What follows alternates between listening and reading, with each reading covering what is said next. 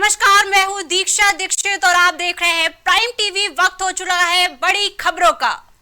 लोकसभा चुनाव में उत्तर प्रदेश में भारतीय जनता पार्टी को एक बड़ा झटका लगा है, जिसके बाद बीजेपी ने चुनाव की हारी सीटों की समीक्षा शुरू कर दी है। इसके लिए पार्टी ने एक स्पेशल टीम तैयार की है। पार्टी नेताओं ने अवध क्षेत्र के सीटों पर लोकसभा चुनाव हारे प्रत्याशियों के साथ जीते हुए सांसदों के साथ चुनाव में खामियों पर मंथन किया है। वहीं आज भी भाजपा मुख्यालय पर स्पेशल टीम की बैठक बुलाई गई है। इस बैठक में टीम को जिम्मेदारी सौंपी गई है। वहीं पार्टी चुनाव में हारी हुई सीटों की जमीनी पड़ताल करना चाहती है।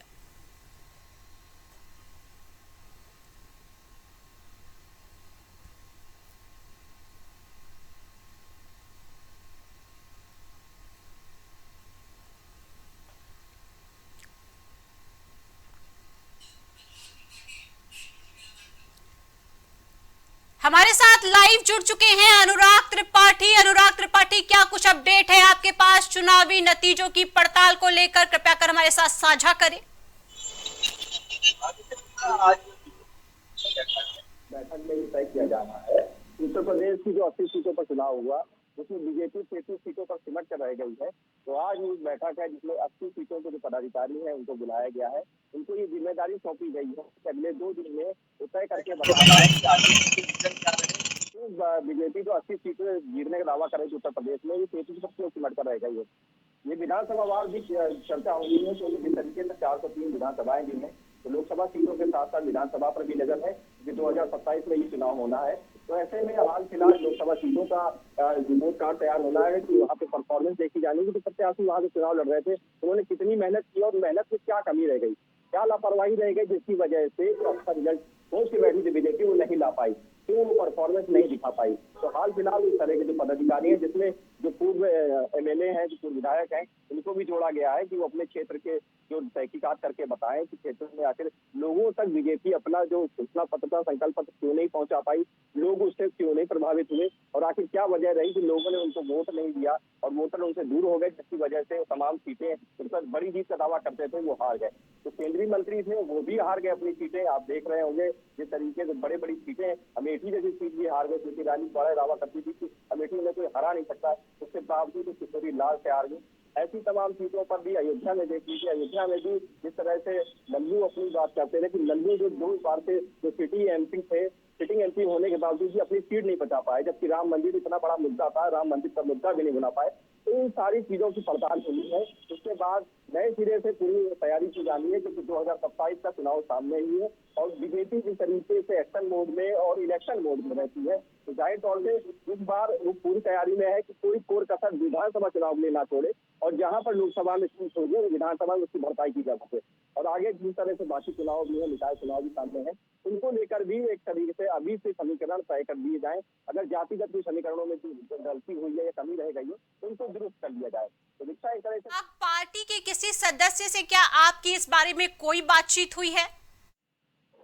देखिए, बीजेपी के जो लोगों से बातचीत हुई है, विजय चौधरी जो कि अध्यक्ष है, इसके अलावा जो संगठन के महामंत्री धर्मपाल चौधरी, उनके साफ कहना है कि इस तरह से हम ये गठजोड़ कर लेंगे और मंथन करेंगे कि हमारी जो गांठें कहाँ कमजोर हो गई, क्योंकि एनडीए जिस तरह से मजबूत दिखाई देता था जनवरी में, जब इलेक्शन हुआ तो मजबूती बजाय मजबूरी दिखाई देने लगी कि कहाँ कहाँ ये दिक्कत होगी। आप देख रहे थे कि जिस तरह से चुनाव फेज वाइज आगे बढ़ रहा था, बीजेपी कमजोर होती गई। तो अगर ये कमजोरी कहाँ पर रह गई, क्योंकि जिस तरह से प्रधानमंत्री का भी क्षेत्र था 7वें चरण में, बनारस में भी प्रधानमंत्री महज 1.5 लाख वोटों से जीते हैं, जो उनके प्रतिद्वंदी थे वो 4.5 लाख वोट पा गए थे। तो ऐसे में प्रधानमंत्री की भी प्रतिष्ठा लगी थी, उनको भी जीतने में काफी मशक्कत करनी पड़ी। तो इस तरह की जो दिक्कतें हैं बीजेपी को, खास तौर पे कहाँ कहाँ ये मजबूरी का सामना उनको करना पड़ा।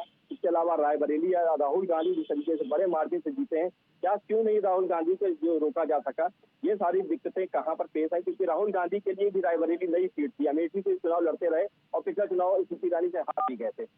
अनुराग, अगर विपक्ष की बात करें तो विपक्ष की क्या दलीलें इस पर आ रही है आपके सामने? देखिए, विपक्ष तो मजबूत है ही। जिस तरह से आप देखेंगे समाजवादी पार्टी 37 सीटें जीत चुकी है।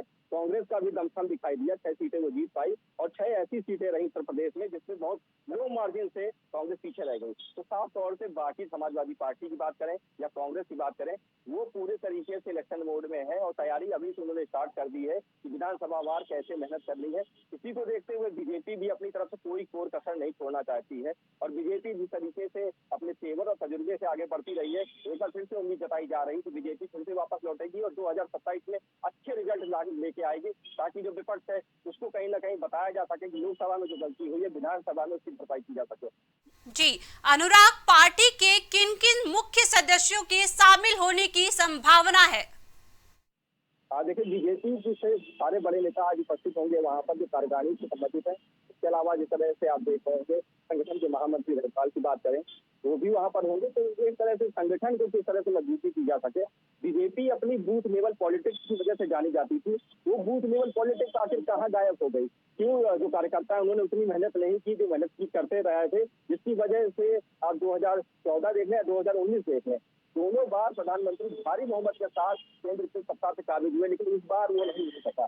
2024 में कहाँ गलतियां हुई? क्योंकि बीजेपी जो है आप देखेंगे वो 40 पर सिमट के रह गई और उत्तर प्रदेश में सिर्फ 33 सीटों पर रह गई।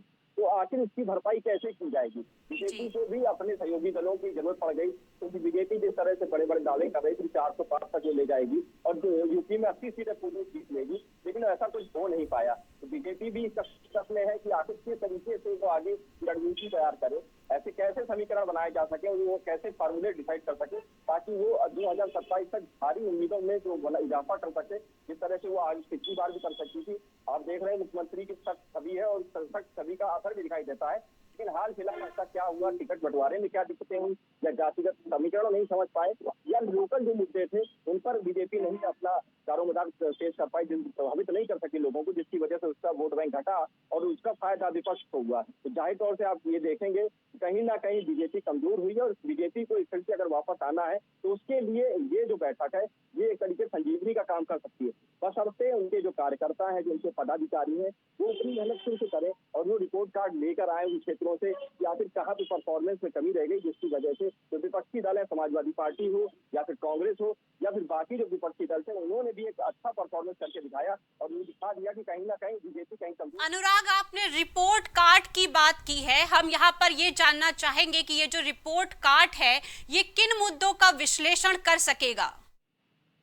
देखिए, ये जो रिपोर्ट कार्ड की बात कर रहे हैं, जो हम परफॉर्मेंस की बात कर रहे हैं, ये लोकसभा सीट जो उत्तर प्रदेश की 80 सीटें हैं, ये सारे जगह मंथन करेगा। तमाम जगह बीजेपी ने सीटें जीती भी हैं, तो उसका जो मार्जिन है वो कम रहा, यानी कि जो विपक्षी दल है उनको ज्यादा से ज्यादा वोट जिताने में कामयाब रहे। जबकि पिछली बार हम देखते थे 2014 में, 2019 में, तो बीजेपी एक बड़े मार्जिन के साथ सीटें जीती थी, वो इस बार नहीं दिखाई दिया। जो प्रधानमंत्री की हवा की बात करते थे या बीजेपी के कद की बात करते थे, वो पार्टी का न कद दिखाई दिया और न प्रधानमंत्री का ही उतना असर दिखाई दिया। तो ऐसे में अब बीजेपी संगठन के ऊपर ये जरूरी हो जाता है कि इसको कैसे मजबूत किया जा सके, ताकि आगे के जो चुनाव है, आगे के चुनावों में कहीं ना कहीं वो मजबूती के साथ खड़ी हो सके और जो भी बीजेपी के जो अपना संकल्प करके रखती है कि हम बेहतर काम कर रहे हैं, विकास कर रहे हैं, तो विकास का जो फार्मूला है वो लोगों तक पहुंच सके। आखिर ऐसा क्या हुआ जिसकी वजह से विकास की बातें आगे तक नहीं जा सके और जो मुद्दे थे, जो जातिगत मुद्दे हो या आरक्षण जैसे मुद्दे हो, तमाम ऐसे मुद्दे थे जिन्होंने इस पूरे चुनाव को घुमा दिया। यानी बीजेपी जो चाहती थी वैसा कुछ नहीं हुआ, इसके लिए सब एंटी क्लॉकवाइज हो गया। अनुराग जी, हमारे साथ जुड़ने के लिए आपका बहुत बहुत धन्यवाद, बने रहिएगा हमारे साथ। दो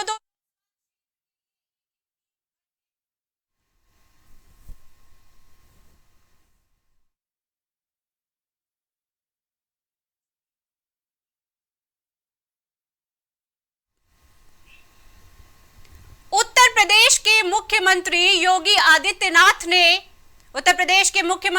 आदित्यनाथ अब एक्शन में दिखाई दे रहे हैं। हम आपको बता दें, सीएम ने अधिकारियों को दिए हैं निर्देश। आगामी पर्व त्योहारों को देखते हुए कानून व्यवस्था और श्रद्धालुओं की सुविधाओं के संबंध में अधिकारियों के साथ बैठक की है, जहां सीएम ने पर्वों और त्योहारों को लेकर की जा रही तैयारियों की समीक्षा की है। इस दौरान सीएम योगी अधिकारियों को जरूरी दिशा निर्देश दिए हैं। वहीं सीएम योगी ने कहा है कि 16 जून को गंगा दशहरा, 17 जून को बकरीद, 18 जून को ज्येष्ठ माह और मंगल का पर्व और 21 जून को अंतर्राष्ट्रीय योग दिवस का आयोजन है। जुलाई महीने में मुहर्रम और कावड़ यात्रा जैसे पवित्र कार्यक्रम भी होने हैं। स्वाभाविक रूप से यह समय कानून व्यवस्था की दृष्टि से अत्यंत संवेदनशील है। शासन प्रशासन को 24 घंटे एक्टिव मोड में रहने की जरूरत है।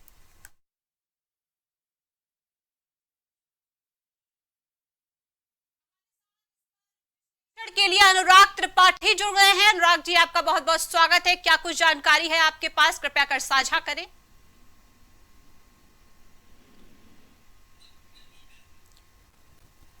अनुराग त्रिपाठी से हमारा संपर्क नहीं हो पाया है। हम अनुराग त्रिपाठी, क्या आप हमारे साथ जुड़ चुके हैं, कृपया बताएं। हम अनुराग त्रिपाठी को दोबारा जोड़ने का प्रयास करेंगे।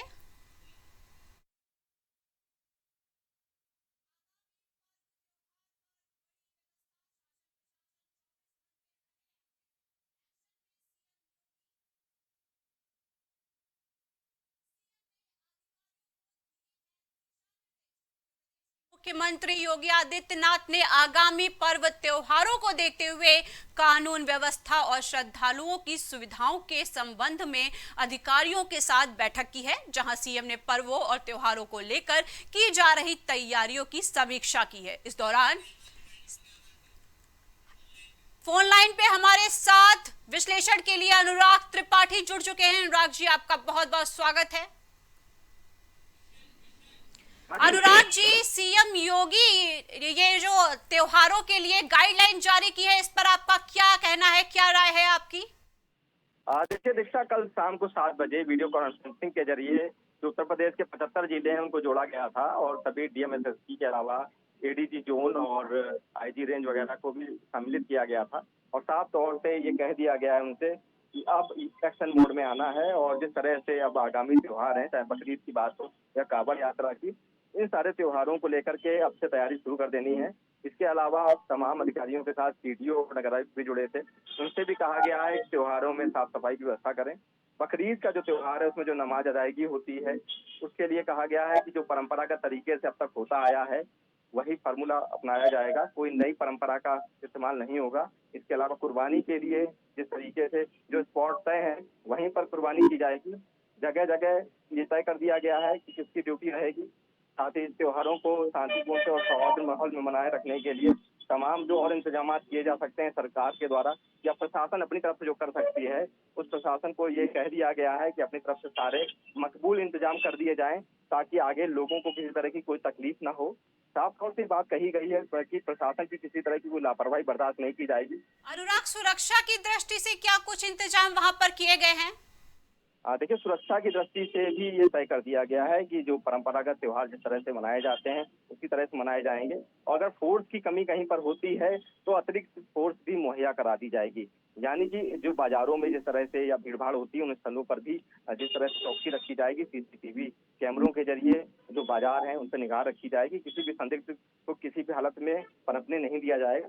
मतलब इंतजाम इस तरीके से होंगे कि परिंदा भी पर नहीं मार सकेगा। साथ ही नमाज अदायगी जब होगी तो वहां पर भी थोड़ा सा इंतजाम रहेगा, किसी भी तरह की कोई दिक्कत या परेशानी नमाज अदा करने वालों को ना हो, इसका भी खास ख्याल रखा जाएगा। इसके अलावा जिस तरह अनुराग, 21 जून को अंतर्राष्ट्रीय योग दिवस है। इस अंतर्राष्ट्रीय योग दिवस पर क्या कुछ गाइडलाइन जारी की गई है? इस आयोजन का जो लक्ष्य है वो क्या रखा गया है, थीम क्या रखी गई है, इसके बारे में क्या कुछ जानकारी आपके पास मौजूद है?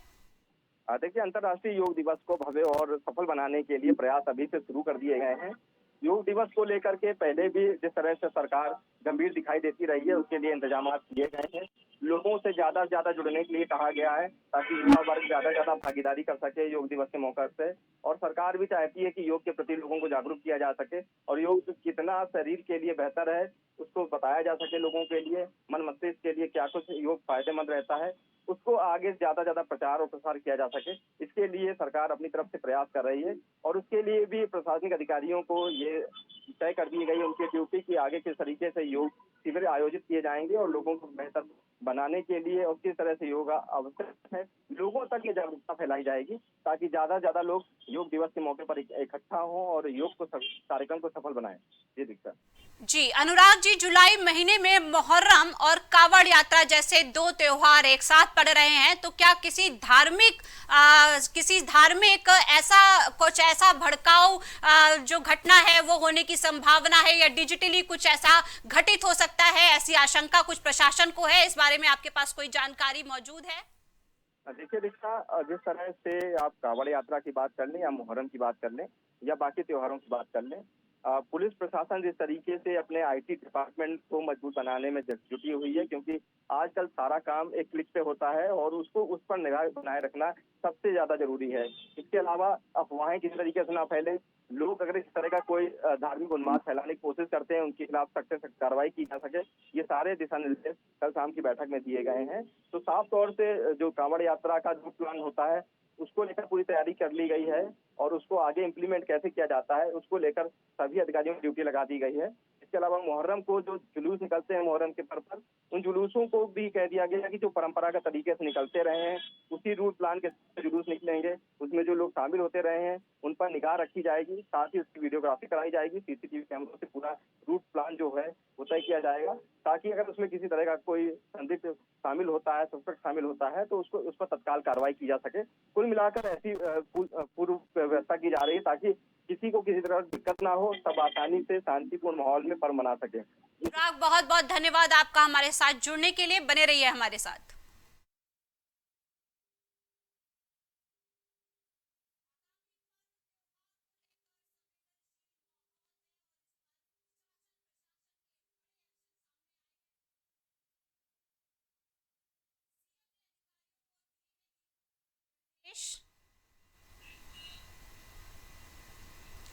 राष्ट्रीय स्वयंसेवक संघ प्रमुख मोहन भागवत ने गोरखपुर में एक कार्यकर्ता शिविर में भाग लिया और राजनीतिक स्थिति, सामाजिक मुद्दों और संगठन के विस्तार पर चर्चा भी की। बताया जा रहा है कि मोहन भागवत 5 दिनों के अपने प्रवास पर गोरखपुर पहुंचे थे, जहां वे मुख्यमंत्री योगी आदित्यनाथ से भी मुलाकात कर सकते हैं। प्रकरण पर फोन लाइन पे हमारे साथ धनेश जुड़ चुके हैं गोरखपुर से। धनेश जी, क्या कुछ जानकारी है आपके पास? जी, आपको बता दूं कि बतौर संघ प्रमुख छठी बार गोरखपुर आगमन हुआ है मोहन भागवत जी का, और जो है गोरखपुर के राष्ट्रीय स्वयंसेवक संघ के कार्यकर्ता विकास पर में स्वयंसेवकों को विकास का टिप्स देने के लिए गोरखपुर सह संचालक मोहन भागवत बुधवार को ही गोरखपुर का आगमन हो चुका था।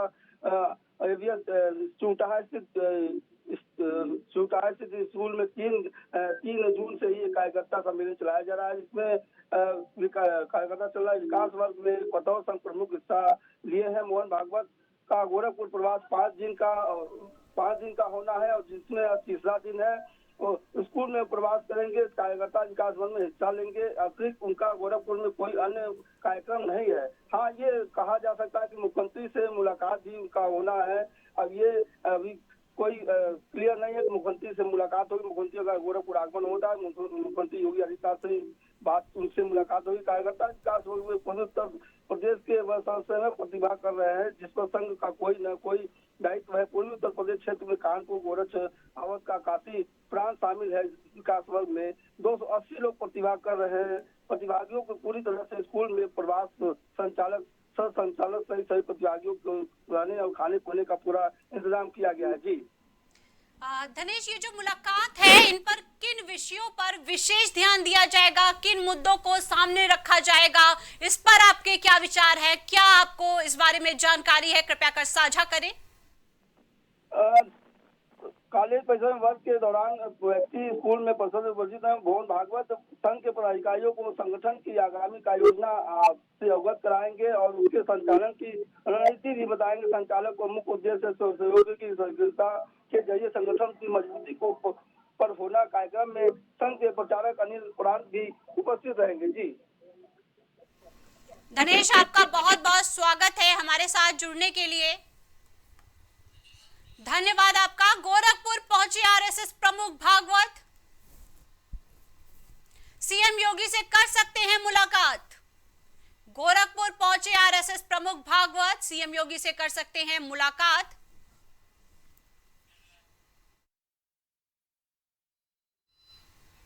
उत्तर प्रदेश में दिन ब दिन भीषण गर्मी बढ़ती जा रही है और यह गर्मी अभी भी थमने का नाम नहीं ले रही है। हम आपको बता दें कि अभी गर्मी और बढ़ेगी, इसकी आशंका भी है और ये कम नहीं होगी। ऐसे आसार दिखाए जा रहे हैं। बताया जा रहा है कि यूपी में 5 दिनों तक तापमान और उमस का कहर जारी रहेगा। वहीं मौसम विभाग के वैज्ञानिक ने बताया कि यूपी में तापमान अभी काफी ज्यादा रहेगा। साथ ही 5 दिनों तक हीट वेव को लेकर अलर्ट भी जारी किया गया है।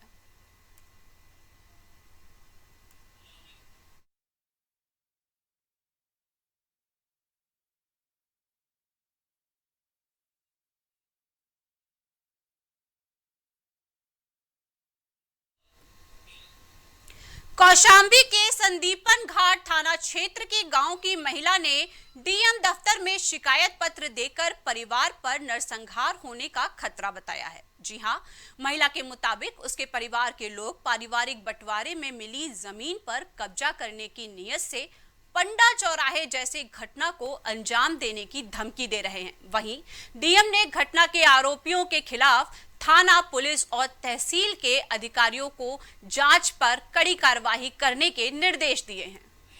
बार बार मारने के लिए मार जबरदस्ती घर बनवा लिया, कब्जा कर लिया। हमारा आदमी बाहर थे और प्रधान भी जाता है, उसको सपोर्ट करता है और मारने के लिए धमकी दिया।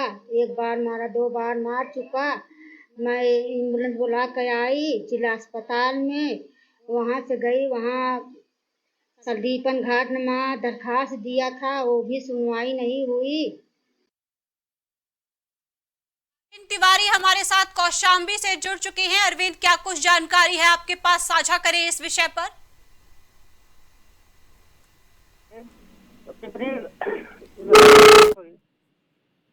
संदीपन घाट थाना क्षेत्र के एक पिपराहटा गांव है, जहां पर की आशा देवी पीड़िता है और उन्होंने आरोप लगाया है राजस्व विभाग और पुलिस कर्मियों पर। 1 साल पहले इनके साथ में हुई मारपीट का मुकदमा भी दर्ज हो गया था और फिर भी आज तक कोई कार्रवाई नहीं हुई।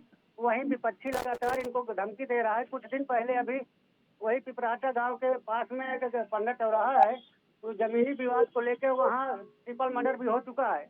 उसी के विपक्षी लगातार धमकी दे रहा है कि पंडा चौराहा जैसी घटना पे तुम्हारा भी हम मर्डर करवा देंगे। जी अरविंद, प्रशासन की तरफ से इस पर क्या जवाबी प्रक्रिया की गई है? प्रशासन की तरफ से तो अभी तक कोई नहीं। पहले ही इसमें 323/5 का मुकदमा लिखा हुआ है, लेकिन आज तक कोई विपक्षी के ऊपर कोई कार्रवाई नहीं की गई। परिवार है, क्या उसको किसी भी तरह की सुरक्षा प्रदान की गई है? जी नहीं, जो आशा देवी की तो यही आरोप है कि आज तक विपक्षियों से मिलकर ही पुलिस साठगांठ कर रही है और गांव का प्रधान जो है वो भी विपक्षियों से मिल करके दबाव, पुलिस के ऊपर दबाव डाल रहा है। जी बहुत बहुत शुक्रिया अरविंद, हमारे साथ जुड़ने के लिए। आप लगातार बने रहिएगा हमारे साथ। तो जमीनी विवाद में नरसंहार की धमकी का आरोप, महिला ने डीएम दफ्तर में दिया शिकायत पत्र। गाजीपुर के सदर कोतवाली इलाके के बंसी बाजार स्थित सपा के लोहिया भवन में नवनिर्वाचित सांसद अफजाल अंसारी ने इंडिया गठबंधन के सहयोगियों, नेताओं, कार्यकर्ताओं का अभिनंदन स्वागत किया। इस दौरान सांसद अफजाल अंसारी ने मीडिया से बातचीत में कहा, चुनाव के दौरान हमने जनता से कोई वादा नहीं किया था। हमने सरकार के नाकामियों के खिलाफ चुनाव लड़ा था और चुनाव जीते भी हैं। कौन सा वादा आपको हमारा याद है? हमारा कौन सा वादा याद है? नेट आपका है, डेटा आपका फ्री है, खाद्यान्न आपके है, जो भी। ये कहाँ हो सकता है? ये सरकार के खजाने से था। 1 लाख रुपया हर गरीब महिला को दे देंगे, ये सरकार के खजाने से था। ये जो मैनिफेस्टो था इंडिया गठबंधन का, इसकी तो शर्तें यही थी कि हम लागू करेंगे हम सरकार में। ये तो प्रश्न ही कहाँ से बनता है भैया? ये कहाँ से प्रश्न बनता है? आपको याद हो तो बताइए। मैंने कोई वादा नहीं किया। मैंने इस सरकार की नाकामियों के खिलाफ चुनाव लड़ा।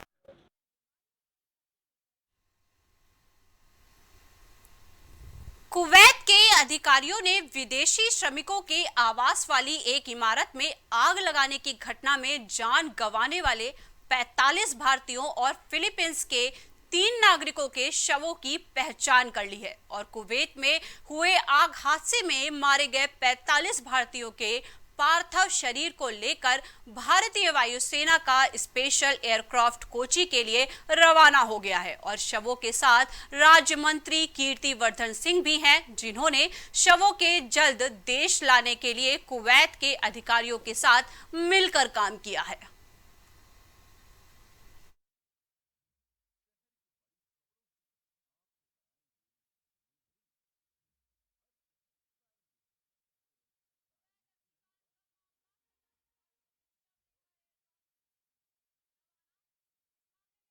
अनुराग त्रिपाठी जुड़ चुके हैं। अनुराग, क्या कुछ जानकारी है इस प्रकरण पर आपके पास?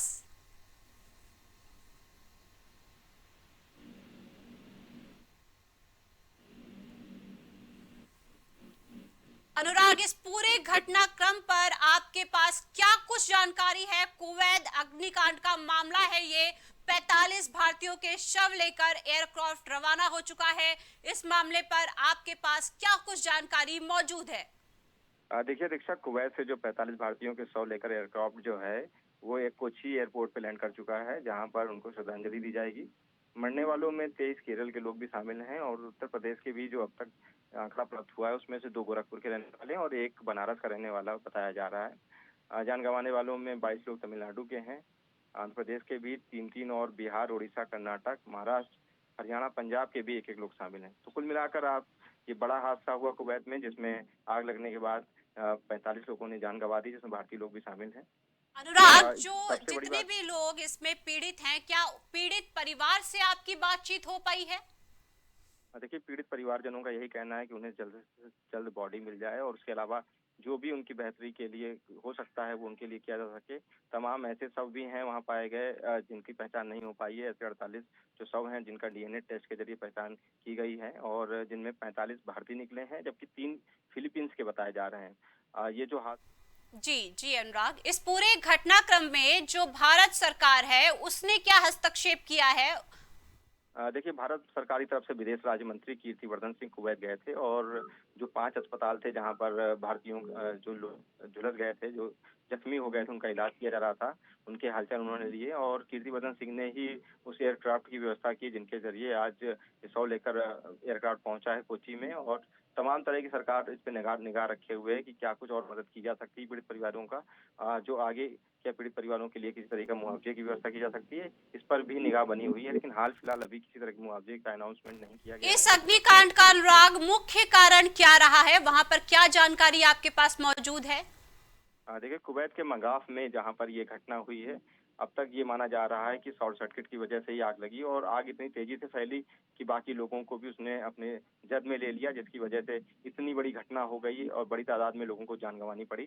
यहाँ तकरीबन 160 के आसपास भारतीय मजदूर थे और जिनमें से तमाम लोगों को रेस्क्यू करके बताया भी गया, लेकिन कुछ बदकिस्मत भी रहे, जिनमें से 45 जो लोग हैं जो भारतीय हैं, उनको आज उनके शव आज इंडिया लाए गए हैं कोची में, जहाँ पर एयरक्राफ्ट लैंड हुआ है। उसके बाद ये यहाँ से डेड बॉडीज जो बाकी स्टेट्स हैं जिनकी बताई जा रही है उनके परिजनों तक पहुंचाई जाएगी। कुल मिलाकर भारत सरकार पूरी तरीके से प्रयास कर रही है कि ज्यादा से ज्यादा पीड़ितों की मदद की जा सके और ज्यादा से ज्यादा जल्दी पीड़ितों को तक उनके जो रिश्तेदार हैं या चाहने वाले हैं उनका शव पहुंचाया जा सके। आगे के लिए हमारे साथ जुड़ने के लिए आपका बहुत बहुत धन्यवाद। बने रहिए हमारे साथ।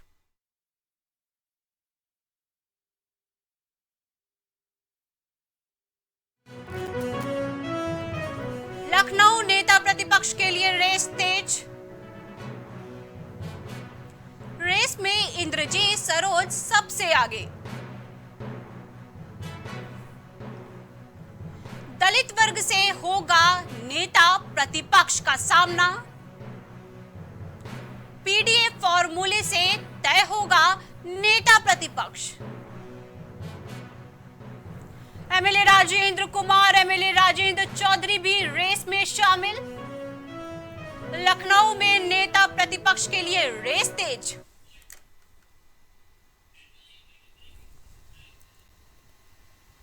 अभी के लिए इतना ही। देश की बाकी बड़ी खबरों के लिए बराबर बने रहिए प्राइम टीवी के साथ। कुछ भाव पुष्प। आप देख रहे हैं प्राइम टीवी, सच साहस सरोकार। मस्तिष्क मनोरोग, नस एवं नशा मुक्ति के विशेषज्ञ डॉक्टर राकेश पासवान, पता Sitaram hospital, Darbhanga colony, Lowther road, Prayagraj. babasahebshadi.com ये पोर्टल वेबसाइट शादी विवाह के रिश्तों के लिए ये बहुत ही भरोसेमंद और बेहतरीन पोर्टल वेबसाइट है। अभी तक बहुत सारे लोगों ने इस पर भरोसा किया है और मनचाहा रिश्ता पाया है। ये पूर्णतः सुरक्षित है। आप आज ही अपना निशुल्क पंजीकरण कराएं और मनचाहा रिश्ता पाएं। MGM hospital and research centre, advance neuro and spine surgery centre. आपका स्वास्थ्य ही हमारी प्राथमिकता। पता Jhalwa, Prayagraj. Goyal super speciality hospital आपके लिए लेकर आया है world class heart care facilities, जहां होता है हार्ट समेत सभी बीमारियों का बेहतर इलाज। संपर्क करें अयोध्या रोड, चिन्हट, लखनऊ।